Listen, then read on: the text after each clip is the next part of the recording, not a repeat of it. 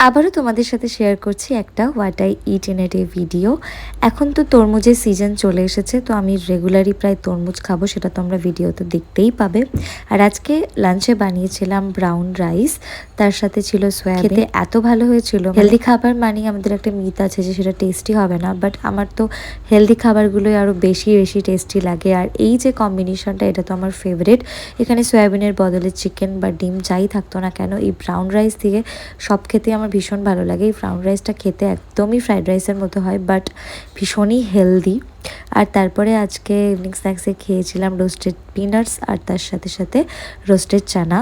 আর ডিনারে বানিয়ে নিয়েছিলাম রাগি রুটি দিয়ে এগ রোল, যেটা কিন্তু খেতে এক্স্যাক্টলি নর্মাল রোলের মতোই হয়, বাট অনেক বেশি হেলদি হয়, টেস্টি হয়। দুটো করে খেয়েছিলাম আমরা ইচ। আর তারপরে তো হাঁটতে গেছিলাম, হেঁটে এসে এনএমজিএনএমের ক্লাস করালাম। আজকের ভিডিওটা এই পর্যন্তই। ভালো লাগলে লাইক করে দিও। See you in my next mini blog.